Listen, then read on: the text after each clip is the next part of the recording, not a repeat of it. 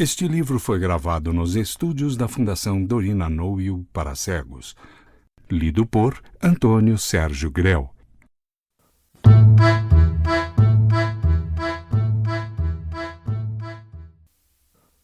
Anedota pecuniária. Autor Machado de Assis. Chama-se Falcão, o meu homem, naquele dia, 14 de abril de 1870, quem lhe entrasse em casa às 10 horas da noite, vê-lo ia passear na sala, em mangas de camisa, calça preta e gravata branca, resmungando, gesticulando, suspirando, evidentemente aflito. Às vezes sentava-se, outras encostava-se à janela, olhando para a praia, que era da Gamboa, mas em qualquer lugar ou atitude demorava-se pouco tempo. Fiz mal, dizia ele, muito mal. Tão minha amiga que ela era, tão amorosa, ia chorando, coitadinha. Fiz mal, muito mal. Ao menos que seja feliz. Se eu disser que este homem vendeu uma sobrinha, não me hão de crer. Se descer a definir o preço, 10 contos de réis, voltar-me-ão as costas com desprezo e indignação. Entretanto, basta ver este olhar felino, estes 2 beiços mestres de cálculo que, ainda fechados, parecem estar contando alguma coisa, para adivinhar logo que a feição capital do nosso homem é a voracidade do lucro. Entendamo-nos. Ele faz arte pela arte. Não ama o dinheiro pelo que ele pode dar, mas pelo que é em si mesmo. Ninguém lhe vá falar dos regalos da vida. Não tem cama fofa, nem mesa fina, nem carruagem, nem comenda. Não se ganha dinheiro para esbanjá-lo, dizia ele. Vive de migalhas. Tudo que amontoa é para a contemplação. Vai muitas vezes à burra, que está na alcova de dormir, com o único fim de fartar os olhos nos rolos de ouro e maços de títulos. Outra vez, por um requinte de erotismo pecuniário, contempla-os só de memória. Neste particular, tudo o que eu pudesse dizer ficaria abaixo de uma palavra dele mesmo, em 1857. Já então milionário, ou quase, encontrou na rua 2 meninos, seus conhecidos, que lhe perguntaram se uma nota de 5.000 réis que lhes dera um tio era verdadeira. Corriam algumas notas falsas e os pequenos lembraram-se disso em caminho. Falcão ia com um amigo, pegou trêmulo na nota, examinou-a bem, virou-a, revirou-a. — É falsa? — perguntou com impaciência um dos meninos. — Não, é verdadeira. — Dê cá, disseram ambos. Falcão dobrou a nota vagarosamente, sem tirar-lhe os olhos de cima. Depois restituiu-a aos pequenos e, voltando-se para o amigo que esperava por ele, disse-lhe com a maior candura do mundo: dinheiro, mesmo quando não é da gente, faz gosto ver. Era assim que ele amava o dinheiro, até a contemplação desinteressada. Que outro motivo podia levá-lo a parar diante das vitrines dos cambistas 5, 10, 15 minutos, lambendo com os olhos os montes de libras e francos, tão arrumadinhos e amarelos? O mesmo sobressalto com que pegou na nota de 5.000 réis era um rasgo sutil, era o terror da nota falsa. Nada aborrecia tanto como os moedeiros falsos, não por serem criminosos, mas prejudiciais por desmoralizarem o dinheiro bom. A linguagem do Falcão valia um estudo. Assim é que um dia, em 1864, voltando do enterro de um amigo, referiu o esplendor do préstito, exclamando com entusiasmo. Pegava no caixão 3.000 contos. E como um dos ouvintes não o entendesse logo, concluiu do espanto que duvidava dele e discriminou a afirmação. Fulano 400, Cicrano 600, sim senhor, 600. Há 2 anos, quando desfez a sociedade com o sogro, ia em mais de 500, mas suponhamos 500. E foi por adiante, demonstrando, somando e concluindo, justamente 3.000 contos. Não era casado. Casar era botar dinheiro fora. Mas os anos passaram e aos 45 entrou a sentir uma certa necessidade moral, que não compreendeu logo, e era a saudade paterna. Não mulher, não parentes, mas um filho ou uma filha. Se ele o tivesse, era como receber um patacão de ouro. Infelizmente, esse ouro capital devia ter sido acumulado em tempo. Não podia começá-lo a ganhar tão tarde. Restava a loteria. A loteria deu-lhe o prêmio grande. Morreu-lhe o irmão, e 3 meses depois, a cunhada, deixando uma filha de 11 anos. Ele gostava muito desta e de outra sobrinha, filha de uma irmã viúva. Dava-lhe beijos quando as visitava. Chegava mesmo ao delírio de levar-lhes uma ou outra vez biscoitos. Hesitou um pouco, mas enfim recolheu a órfã. Era a filha cobiçada. Não cabia em si de contente. Durante as primeiras semanas quase não saía de casa, ao pé dela, ouvindo-lhe histórias e tolices. Chamava-se Jacinta, e não era bonita, mas tinha a voz melodiosa e os modos fagueiros. Sabia ler e escrever, começava a aprender música, trouxe o piano consigo, o método e alguns exercícios. Não pôde trazer o professor, porque o tio entendeu que era melhor ir praticando que aprendera, e um dia, mais tarde, 11 anos, 12 anos, 13 anos, cada ano que passava era mais um vínculo que atava o velho solteirão à filha adotiva, e vice-versa. Aos 13, Jacinta mandava na casa. Aos 17, era verdadeira dona. Não abusou do domínio, era naturalmente modesta, frugal, poupada. Um anjo, dizia o Falcão ao Chico Borges. Este Chico Borges tinha 40 anos e era dono de um trapiche. Ia jogar com o Falcão à noite. Jacinta assistia às partidas. Tinha então 18 anos. Não era mais bonita, mas diziam todos que estava enfeitando muito. Era pequenina e o trapicheiro adorava as mulheres pequeninas. Corresponderam-se. O namoro fez-se paixão. Vamos a elas, dizia o Chico Borges ao entrar pouco depois de Ave Marias. As cartas eram o chapéu de sol dos dois namorados. Não jogavam dinheiro, mas o Falcão tinha tal sede ao lucro que contemplava os próprios tentos, sem valor, e contava-os de 10 em 10 minutos para ver se ganhava ou perdia. Quando perdia, caía-lhe o rosto num desalento incurável, e ele recolhia-se pouco a pouco ao silêncio. Se a sorte teimava em persegui-lo, acabava o jogo e levantava-se tão melancólico e cego que a sobrinha e o parceiro podiam apertar a mão 1, 2, 3 vezes sem que ele visse coisa nenhuma. Era isto em 1869. No princípio de 1870, Falcão propôs ao outro uma venda de ações. Não as tinha, mas farejou uma grande baixa e contava ganhar de um só lance 30 a 40 contos ao Chico Borges. Este respondeu-lhe finamente que andava pensando em oferecer-lhe a mesma coisa. Uma vez que ambos queriam vender e nenhum comprar, podiam juntar-se e propor a venda a um terceiro. Acharam um terceiro e fecharam o contrato a 60 dias. Falcão estava tão contente ao voltar do negócio que o sócio abriu-lhe o coração e pediu-lhe a mão de Jacinta. Foi o mesmo que se de repente começasse a falar turco. Falcão parou, embasbacado, sem entender. Que lhe desse a sobrinha? Mas então... Sim, confesso a você que estimaria muito casar com ela, e ela, penso que também estimaria casar comigo. Qual nada, interrompeu Falcão. Não, senhor, está muito criança, não consinto. Mas reflita. Não reflito, não quero. Chegou a casa irritado e aterrado. A sobrinha afagou-o tanto para saber o que era, que ele acabou contando tudo e chamando-lhe esquecida e ingrata. Jacinta empalideceu, amava os dois e via-os tão dados que não imaginou nunca esse contraste de afeições. No quarto, chorou à larga. Depois escreveu uma carta ao Chico Borges pedindo-lhe pelas 5 chagas de Nosso Senhor Jesus Cristo que não fizesse barulho nem brigasse com o tio. Dizia-lhe que esperasse e jurava-lhe um amor eterno. Não brigaram os dois parceiros, mas as visitas foram naturalmente mais escassas e frias. Jacinta não vinha à sala, ou retirava-se logo.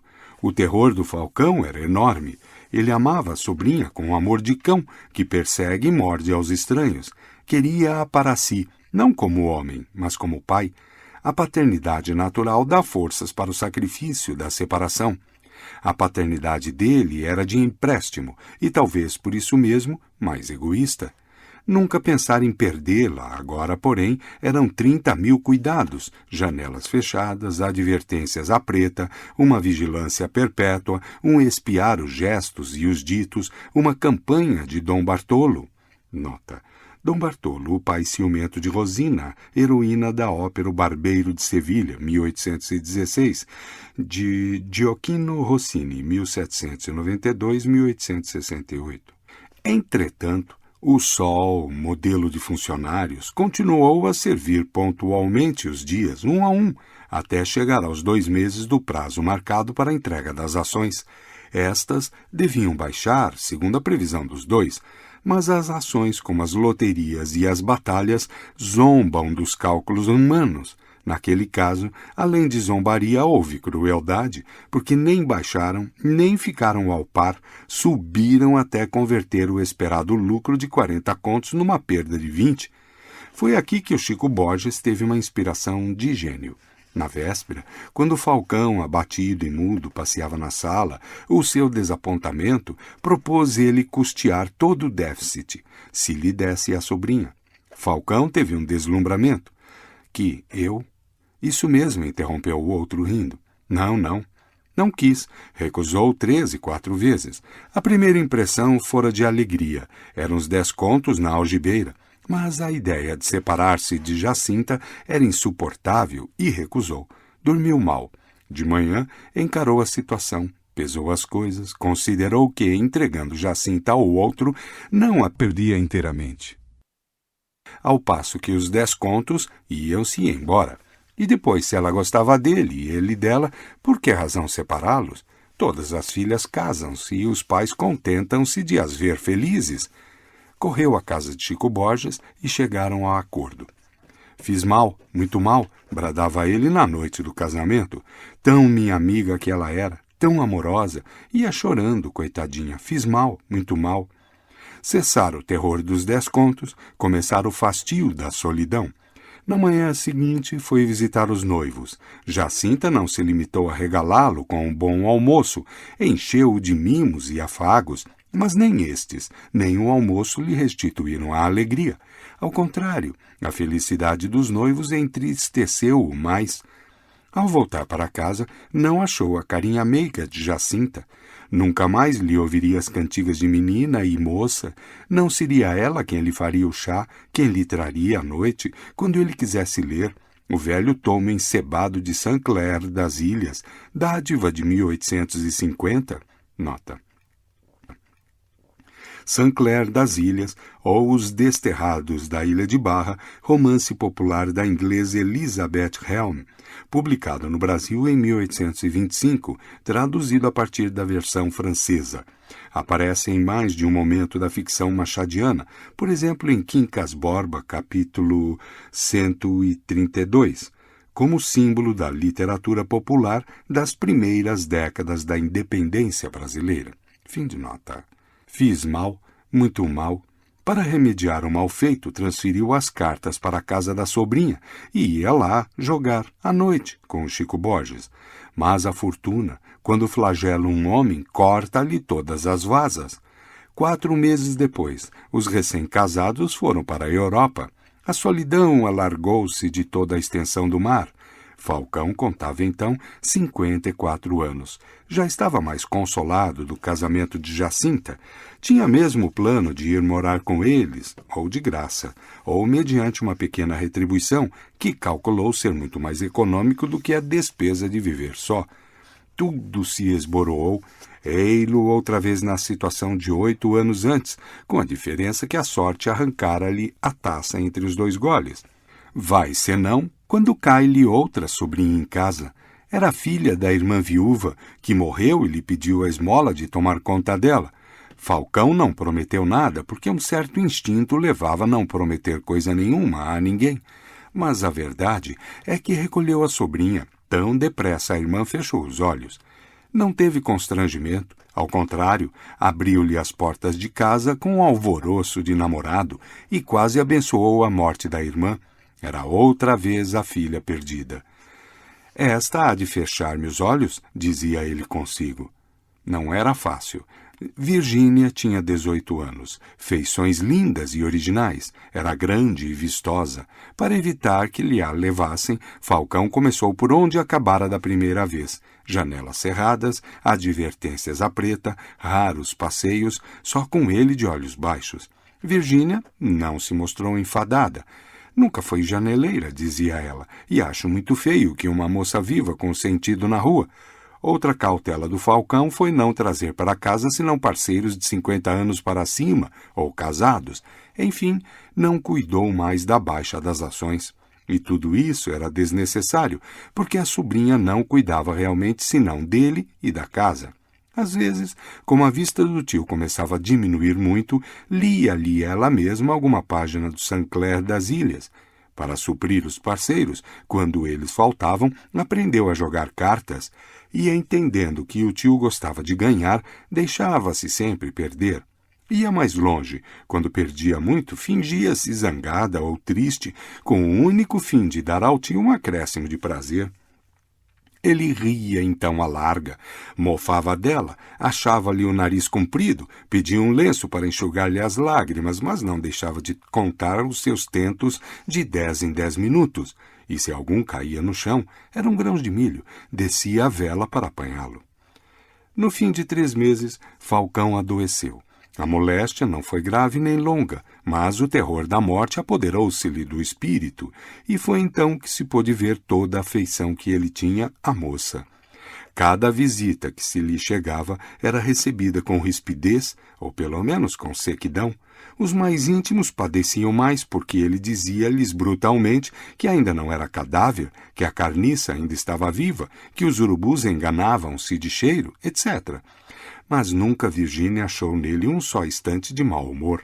Falcão obedecia-lhe em tudo, com uma passividade de criança, e quando ria, é porque ela o fazia rir.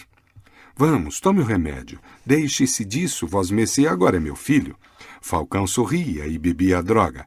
Ela sentava-se ao pé da cama, contando-lhe histórias. Espiava o relógio para dar-lhe os caldos ou a galinha. Lia-lhe o sempiterno Saint Clair. Veio a convalescença. Falcão saiu a alguns passeios, acompanhado de Virgínia. A prudência com que esta, dando-lhe o braço, ia mirando as pedras da rua, com medo de encarar os olhos de algum homem, encantava o Falcão. Esta há de fechar-me os olhos, repetia ele consigo mesmo. Um dia chegou a pensá-lo em voz alta. Não é verdade que você me há de fechar os olhos? Não diga tolices. Conquanto estivesse na rua, ele parou, apertou-lhe muito as mãos, agradecido, não achando o que dizer. Se tivesse a faculdade de chorar, ficaria provavelmente com os olhos úmidos. Chegando a casa, Virgínia correu ao quarto para reler uma carta que lhe entregara na véspera uma dona Bernarda, amiga de sua mãe. Era datada de New York e trazia por única assinatura este nome, Reginaldo. Um dos trechos dizia assim: Vou daqui no paquete de 25. Espera-me sem falta. Não sei ainda se irei ver-te logo ou não. Teu tio deve lembrar-se de mim.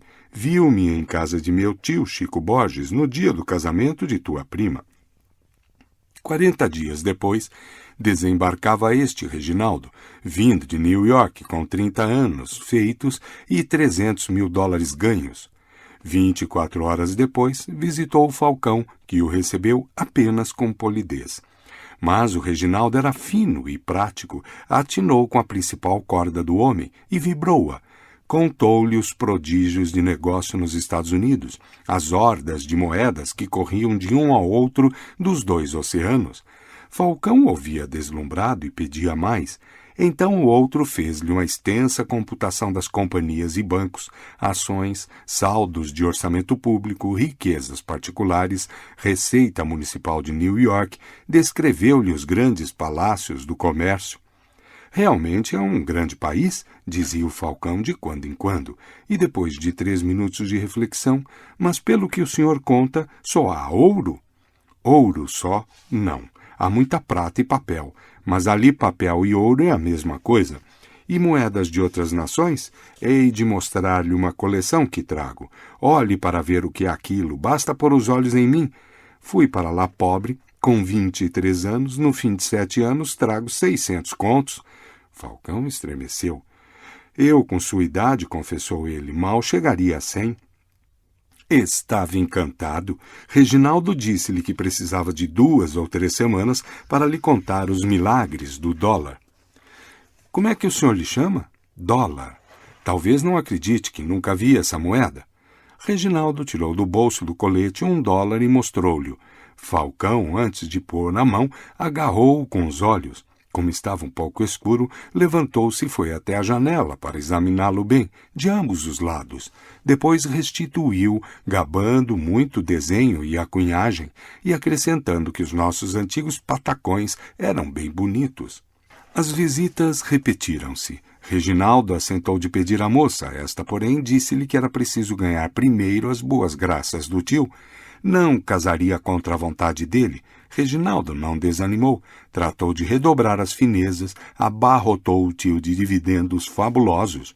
A propósito, o senhor nunca me mostrou a sua coleção de moedas? Disse-lhe um dia o Falcão. Vá amanhã à minha casa. Falcão foi. Reginaldo mostrou-lhe a coleção metida num móvel envidraçado por todos os lados. A surpresa de Falcão foi extraordinária. Esperava uma caixinha com exemplar de cada moeda e achou montes de ouro, de prata, de bronze e de cobre. Falcão mirou-se primeiro de um olhar universal e coletivo, depois começou a fixá-las especificamente. Só conheceu as libras, os dólares e os francos, mas o Reginaldo nomeou-as todas: florins, coroas, rublos, dracmas, piastras, pesos, rúpias, toda a numismática do trabalho, concluiu ele poeticamente. Mas que paciência a sua para juntar tudo isso, disse ele. Não fui eu que a juntei, replicou Reginaldo. A coleção pertencia ao espólio de um sujeito de Filadélfia. Custou-se uma bagatela, $5.000. Na verdade, valia mais. Falcão saiu dali com a coleção na alma. Falou dela à sobrinha e, imaginariamente, desarrumou e tornou a arrumar as moedas, como um amante desgrenha a amante para tocá-la outra vez. De noite sonhou que era um florim, que um jogador o deitava à mesa do Lansquenet. Nota: Lansquenet, jogo de cartas semelhante ao 31. Fim de nota. E que ele trazia consigo para a algibeira do jogador mais de 200 florins. De manhã, para consolar-se, foi contemplar as próprias moedas que tinha na burra, mas não se consolou nada. O melhor dos bens é o que não se possui. Dali a dias, estando em casa, na sala, pareceu-lhe ver uma moeda no chão. Inclinou-se a apanhá-la. Não era moeda, era uma simples carta. Abriu a carta distraidamente e leu espantado. Era de Reginaldo a Virgínia. Basta, interrompe-me o leitor. Adivinha o resto. Virgínia casou com Reginaldo, as moedas passaram às mãos do Falcão e eram falsas. Não, senhor, eram verdadeiras. Era mais moral que, para castigo do nosso homem, fossem falsas. Mas ai de mim, eu não sou Sêneca, não passo de um suetônio que contaria 10 vezes a morte de César, se ele ressuscitasse 10 vezes, pois não tornaria a vida, senão para tornar ao império. Nota: Suetônio, 70 a 128. Historiador romano, autor de A Vida dos 12 Césares, considerado mais fofoqueiro e menos moralista dos historiadores, em contraste com Sêneca, filósofo e historiador estoico. Fim de nota. Para ler este conto, acesse www.poeteiro.com